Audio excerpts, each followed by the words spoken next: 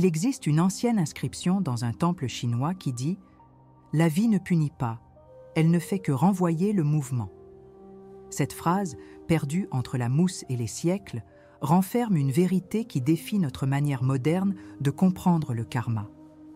Et si ce que nous appelons le destin n'était pas une réponse morale, mais simplement le reflet du flux naturel de l'existence? En Orient, cette vision est profondément connue, mais rarement comprise. Le karma, vu à travers le prisme du taoïsme, n'est pas un tribunal invisible qui récompense ou punit, mais un miroir qui reflète le degré d'harmonie entre l'être humain et le Tao. Comprendre cela change tout. Cela change la façon dont nous vivons, réagissons et interprétons notre propre souffrance. Sur la chaîne Solstice, nous explorons des thèmes comme celui-ci, des points de rencontre entre sagesse ancestrale, psychologie et langage symbolique. Mon but est de vous aider à voir au-delà de l'apparent, à décoder les motifs invisibles qui façonnent votre réalité. Et aujourd'hui, dans cette vidéo, nous allons plonger dans le sens caché du karma selon la perspective taoïste, là où la punition se dissout et où l'équilibre se révèle.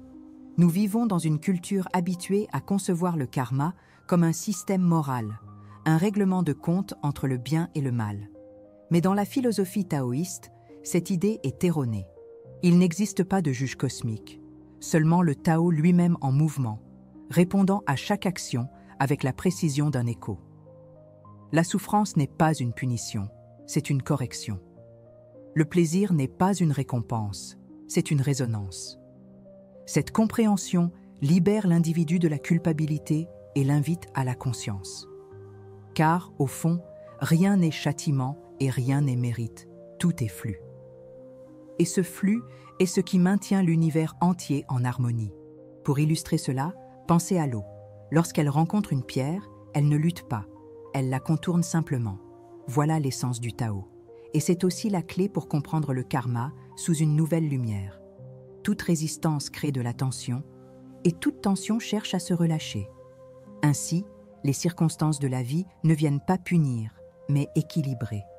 Chaque événement est un retour à la fluidité originelle que nous avons oubliée en tentant de contrôler l'incontrôlable. La vraie question n'est pas « pourquoi cela m'est-il arrivé ?», mais « à quel moment me suis-je éloigné du mouvement naturel ?»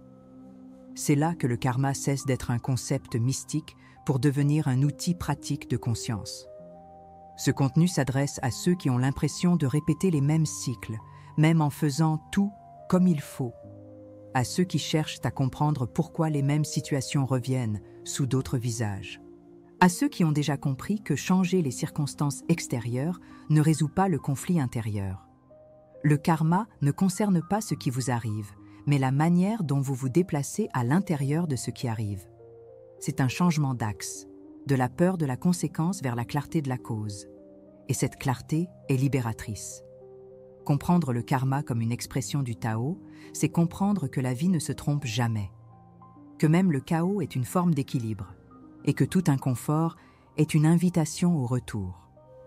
La sagesse ne consiste pas à contrôler le flux, mais à reconnaître le rythme qui le guide déjà. Lorsque nous cessons de lutter contre le cours naturel des choses, le karma se dissout, car le conflit intérieur cesse d'exister. Le Tao n'a pas besoin d'être atteint, il est simplement. Et la conscience est le point où l'être humain recommence à couler avec lui.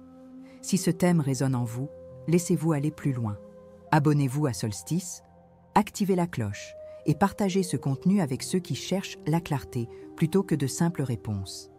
Ici, chaque réflexion est un outil pour comprendre le langage invisible de la vie. Car comprendre le karma, sous le regard du Tao, c'est bien plus qu'apprendre le destin. C'est apprendre à danser avec son propre chemin. Au IIIe siècle avant notre ère, au cœur de la dynastie Zhou, un maître taoïste nommé Liezi vécut un épisode devenu une métaphore silencieuse de ce que nous appelons le karma. On raconte qu'il perdit tout ce qu'il possédait, sa maison, ses disciples et même le respect de sa communauté, à la suite d'une série de décisions qui, aux yeux du monde, semblaient désastreuses. Lorsqu'on lui demanda s'il regrettait, il répondit « Le vent change et la poussière ne fait que montrer par où il est passé ». Cette réponse, énigmatique, révèle l'essence du Tao. Il n'existe pas de punition, seulement du mouvement. La tension entre ce que nous appelons perte et ce que le Tao nomme réajustement est l'endroit même où la conscience s'éveille. Imaginez l'impact d'une telle attitude dans un monde avide de coupables pour chaque douleur. Liezi ne résista pas au flux, et avec le temps, tout ce qu'il avait perdu revint sous une autre forme. Des disciples plus sages, un abri plus simple, une paix plus profonde. Son histoire a traversé les siècles parce qu'elle touche quelque chose d'archétypal en nous, ce besoin de comprendre le sens caché du retour. Ce que nous voyons comme conséquence pourrait bien être que le Tao cherchant l'équilibre à travers nous. La nature ne punit pas, elle corrige simplement la déviation. Voilà le type de conscience que propose le taoïsme. Observer le mouvement sans juger le résultat. Le karma, vu sous cette lumière, devient une boussole d'harmonie plutôt qu'un registre de dettes. Cette idée défie notre logique moderne. Nous sommes conditionnés à interpréter chaque chose en termes de cause et de faute, de mérite et d'erreur. Mais le taoïsme nous invite à un regard plus clinique, presque scientifique, sur le flux de la vie.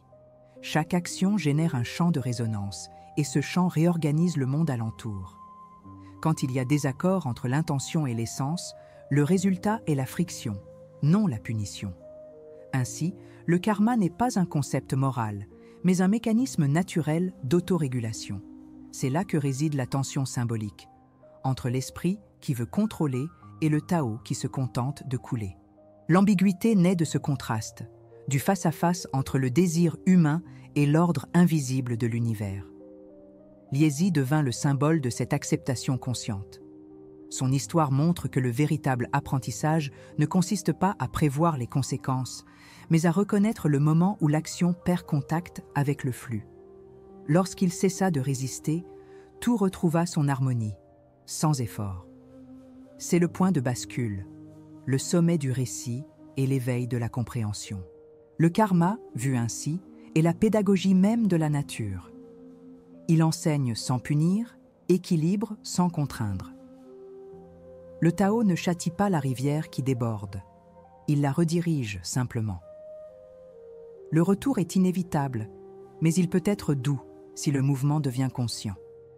Il y a là quelque chose de profondément humain. Nous connaissons tous ces moments où la vie semble corriger nos trajectoires de force. Rupture, perte, changement brusque. Mais le regard taoïste invite à la pause. Qu'est-ce qui est en train d'être ajusté ici ? Quelle part de moi s'était écartée du rythme naturel ? Cette réflexion est libératrice, car elle retire la vie du domaine du hasard pour la replacer dans celui de l'intelligence universelle. La tension n'est alors plus ennemie, elle est le signe du Tao en action. L'inconfort devient l'appel de l'équilibre, et l'équilibre, le véritable maître. Cette lecture transforme notre manière de réagir aux expériences. Quand quelque chose tourne mal, l'esprit cherche un coupable. Le Tao, lui, ne voit qu'un retour au centre. Comprendre cela est un acte de courage, car cela exige de faire taire la narration morale pour écouter la nature du mouvement. Ce silence n'est pas passivité, c'est lucidité. Au moment où nous cessons de lutter contre le cours des choses, le karma devient apprentissage. Et quand il y a apprentissage, il n'y a plus de retour douloureux, seulement continuité. Ainsi, le cycle se dissout et la conscience mûrit. Si vous sentez cette tension dans votre propre vie, entre ce que vous tentez de contrôler et ce qui cherche à s'équilibrer, c'est le moment d'aller plus loin. Approfondissez le prochain chapitre pour comprendre comment le Tao agit comme principe d'équilibre naturel et pourquoi le Wu Wei est la clé pour dissoudre le karma dans la pratique. Chaque couche de cette série a été conçue pour élargir votre perception et affiner votre présence dans le flux de l'existence. Continuez la vidéo et laissez le Tao lui-même expliquer la suite, en silence mais avec précision. L'application pratique de cette vision commence par un changement subtil, mais profondément transformateur. Observez le karma non comme un destin inévitable, mais comme un schéma énergétique pouvant être déchiffré et rééduqué. Cela signifie apprendre à percevoir le moment exact où l'action naît en nous, avant même le geste ou la parole. C'est à cet instant précis que le cycle peut être transformé. Une pratique taoïste peu connue, appelée Ting Sin, ou écoute du cœur enseigne exactement cela, la capacité de sentir l'impulsion intérieure avant qu'elle ne se manifeste dans le monde.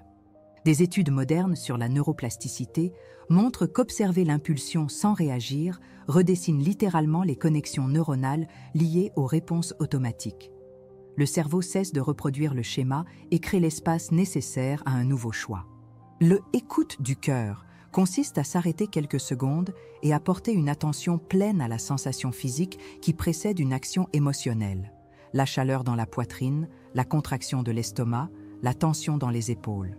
Au lieu de suivre l'impulsion, le pratiquant la contemple, permettant ainsi qu'elle se dissolve naturellement. Cette pause interrompt l'automatisme qui engendre le karma, la réaction inconsciente. Les neuroscientifiques appellent cela le recrutement du cortex préfrontal, la zone du cerveau responsable de la régulation émotionnelle. Dans le taoïsme, c'est le retour à la quiétude du centre. Ainsi, spiritualité et science se rejoignent. Ne pas réagir, c'est rééduquer l'énergie. Chaque pause consciente reprogramme le destin, car le flux se réorganise selon le degré de présence. Le problème, c'est qu'en essayant de résoudre la douleur par la réaction, qu'il s'agisse de combattre, de justifier ou de réprimer, nous renforçons précisément le schéma que nous souhaitons dissoudre. C'est le piège de l'ego, croire que le contrôle apportera l'équilibre. Mais le contrôle est résistance, et la résistance est le carburant du karma. Plus nous appliquons de force, plus le système renvoie de tension.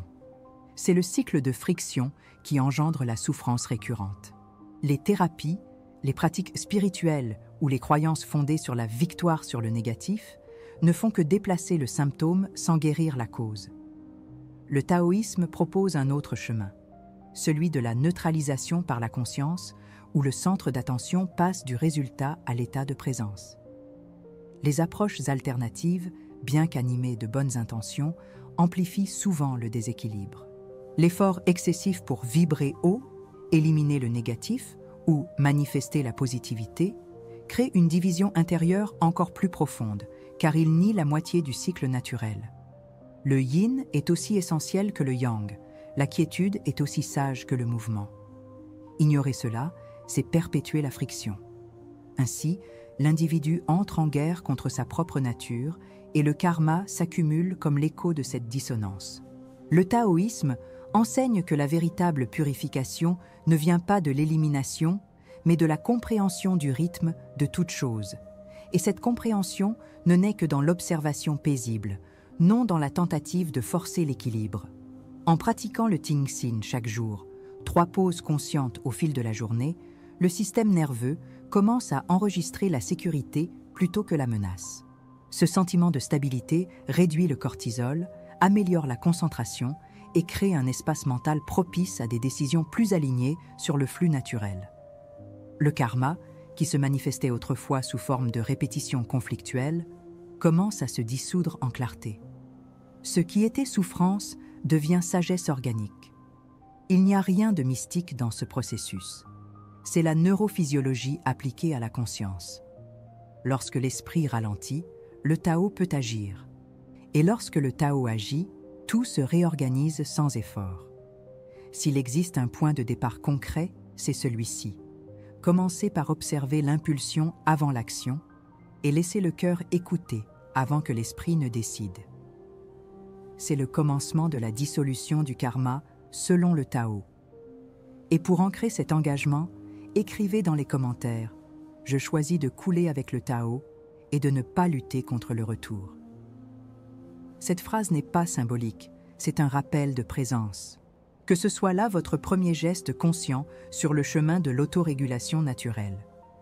Le Tao commence dans le silence, mais son écho peut transformer toute une vie.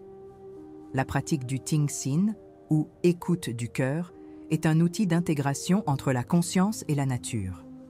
Elle agit à la frontière entre l'impulsion et le choix, à l'instant où l'inconscient décide d'agir avant que la raison n'intervienne. Du point de vue taoïste, c'est là que naît le karma, lorsque l'énergie vitale, QI, est dirigée sans conscience. Observer l'impulsion, c'est donc recueillir le mouvement avant qu'il ne devienne destin. Sur le plan psychologique, cela équivaut à l'autorégulation émotionnelle. la capacité de rester présent même face à des stimuli intenses. Lorsque l'attention occupe cet espace entre stimulus et réponse, le temps intérieur s'étire et l'action cesse d'être un réflexe. Elle devient une expression consciente du Tao. L'équilibre résulte de l'harmonie entre yin et yang, passivité et action, silence et parole. Le Ting Xin agit précisément comme médiateur de ces pôles. Lorsque nous écoutons le cœur avant d'agir, nous permettons au yin, le principe de réceptivité, de corriger l'excès de yang, l'impulsion de faire. En termes psychologiques, cela revient à contenir le comportement réactif et à se reconnecter à l'intention authentique. C'est un processus de réintégration du corps et de l'esprit qui dissout le schéma de lutte intérieure. Le karma, sous cet angle, n'est plus un châtiment, mais la manifestation du déséquilibre entre yin et yang sur les plans psychiques et énergétiques. Le bouddhisme partage cette perspective en concevant le karma comme un conditionnement mental. Toute action naît d'une intention et toute intention d'une perception. Si la perception est brouillée, l'action engendre la souffrance. Si elle est claire, elle libère. La pratique de l'attention pleine, sati, et le Tingxin convergent ici. Toutes deux entraînent l'esprit à percevoir avant de réagir. L'intervalle entre perception et action est l'espace où commence la liberté. À la lumière des neurosciences, cet intervalle correspond au moment où le système limbique, siège des émotions, cède la place au cortex préfrontal, centre de la conscience. Ainsi, spiritualité et psychologie décrivent le même phénomène en des termes différents. Le retour au centre, l'écoute du cœur, agit comme une forme de métacognition incarnée, percevoir ce que l'on ressent au moment même où on le ressent. Cette aptitude réorganise le système nerveux autonome, réduit les mécanismes de fuite ou d'attaque et rétablit un état de sécurité intérieure.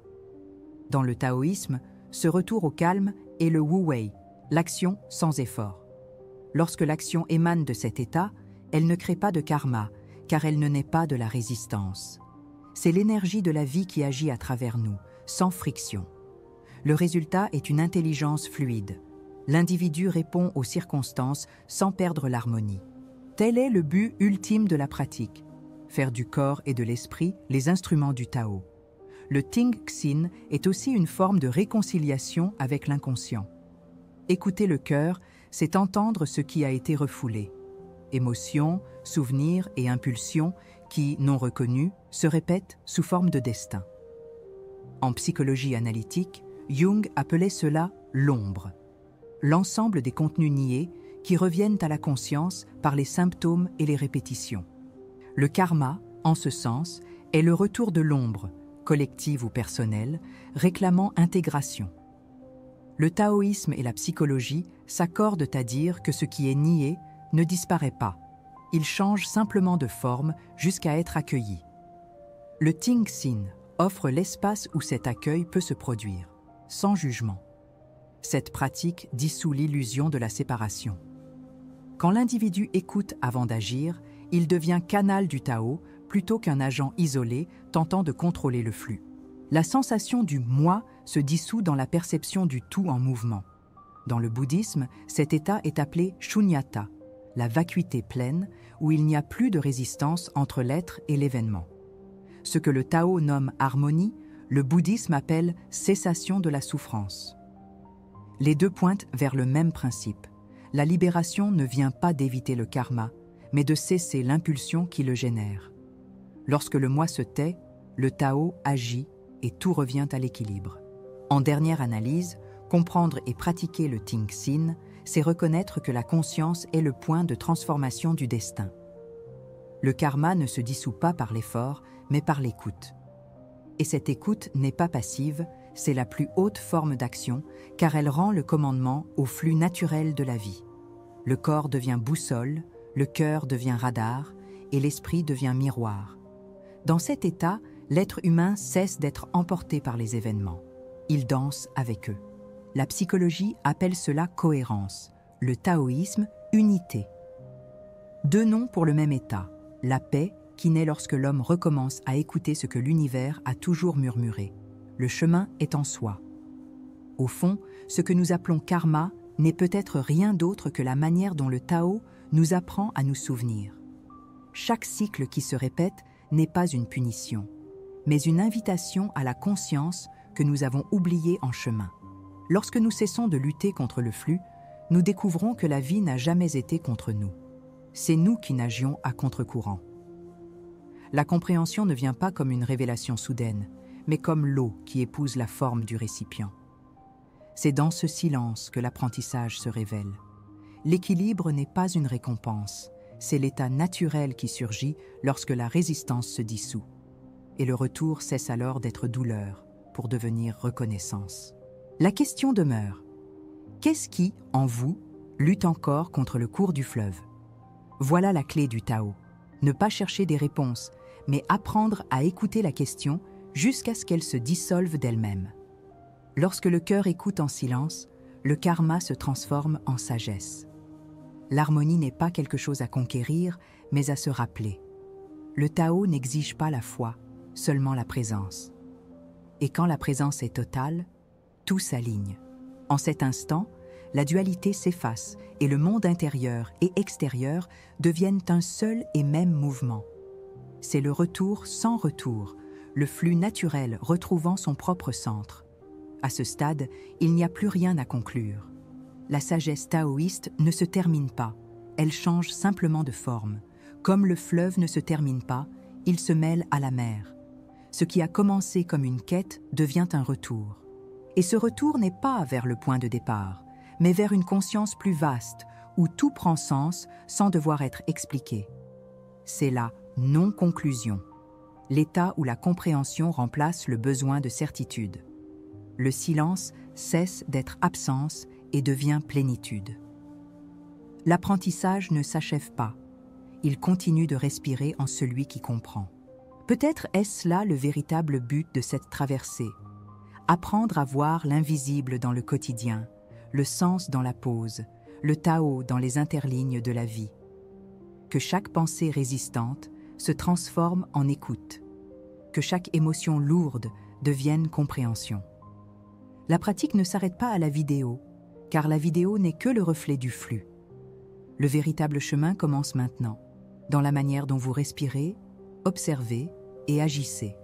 C'est la méditation vivante que propose le Tao. Faire de chaque instant un maître et laisser ce maître parler sans mots. Partagez dans les commentaires ce qui, en vous, lutte encore contre le flux et ce qui commence à s'apaiser après cette écoute. Chaque témoignage fait partie du même fleuve, coulant entre des consciences qui se souviennent. Continuez avec nous dans cette traversée silencieuse où la connaissance rencontre l'expérience et où la présence devient chemin. Il n'y a pas de hâte, seulement du mouvement. Et si quelque chose dans ce contenu vous a touché, laissez l'écho se prolonger. Le Tao n'a pas besoin d'être suivi, seulement ressenti. Que chaque regard attentif soit un pas vers l'équilibre qui existe déjà en vous.